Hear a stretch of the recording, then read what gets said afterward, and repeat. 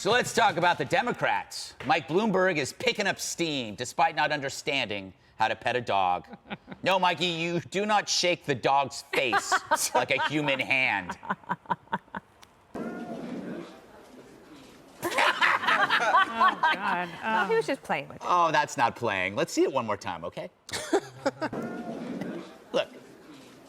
Oh, it's a very polite dog. He's shaking his face. I think he lost the PETA vote. Meanwhile, like that tiny scar you got from a vaccine when you were a kid, Hillary really never goes away or heals.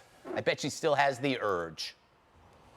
I certainly feel the urge because I feel like the 2016 election was really an odd time and an odd outcome, and the more we learn, the more that seems to be the case.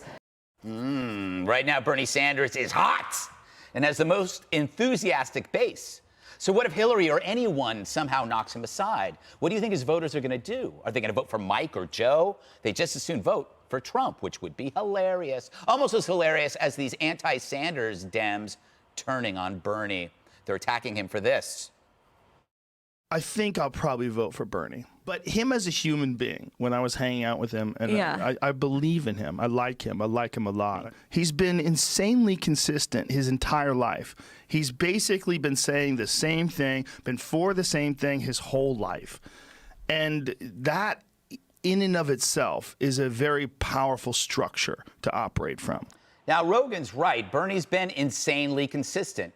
Insanely consistently wrong. While America excelled, he only embraced the world's losers. But that's not what got Rogan in trouble. It's because Rogan is a comic who's made a zillion jokes over his lifetime, some really stupid, some even awful. And in this age, that means you're prime, not just for canceling of your own career, but your own sins can infect others around you, like someone you endorse. Say Bernie. Offensiveness becomes transmissible like a virus. Remember, hate the sin, love the sinner? It was one of religion's greatest hits. Now the sinner is the sin, making forgiveness impossible, at least in this endless game of grievance whack-a-mole. It's not hard to see where this leads. It happened before in 2016. A guy named Trump rode in on a PC killing horse. If the left continues this mob action, it's going to do it again. Dana, because you're the dog expert, was that the proper way to pet a dog, shaking the upper roof of its mouth?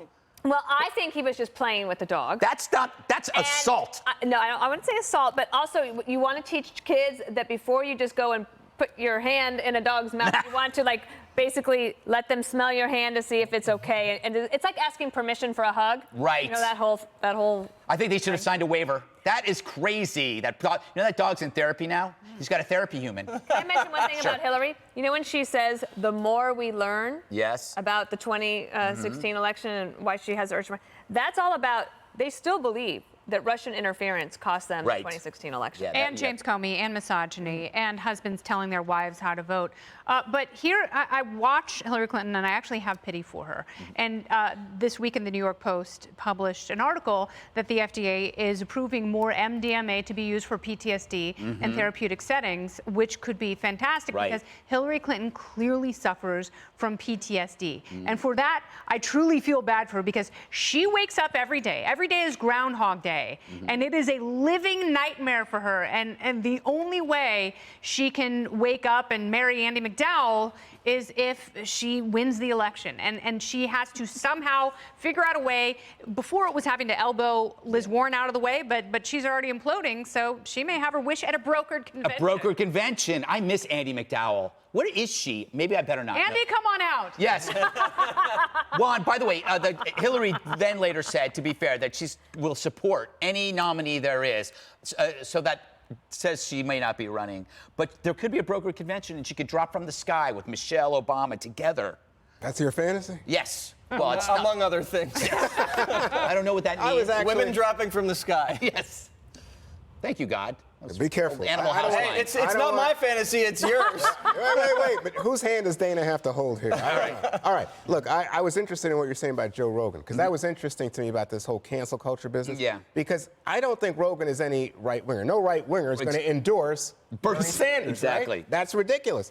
I mean, but on the other hand, people see him as part of this dark web intellect, and they think he goes off and he says, as you said, some really awful jokes, homophobic, racist type stuff. But the point, I think, is you see this now on both sides, these purity tests. Yes. If the phone call wasn't perfect, then you're not loyal to Donald Trump. If you're 99% with him, you might as well be 0. I mean, to me, this is where politics is going. It's all like all or nothing and driven by the far left and far right. And I think Rogan should, the idea that he supports Bernie, I don't see that that's a surprise. You know who he is. Well, Rogan's just collateral damage because the knives are out for Bernie because Yeah, he is a bigger threat to the Democrats than Donald Trump. Yeah. How did the Democrats handle 2016? Think about how they'd handle a landslide loss with Bernie Sanders. It's going to be ugly, and he's going to want to abolish ICE. He's going to raise middle-class taxes, take away your health care, and give it to illegal aliens, ban fracking. Donald Trump is going to have a field day with Bernie, and the Democrats know it. Yeah, that's why he wants Bernie to run. In In the New York Times today, there's 4 articles about how worried the Democrats are.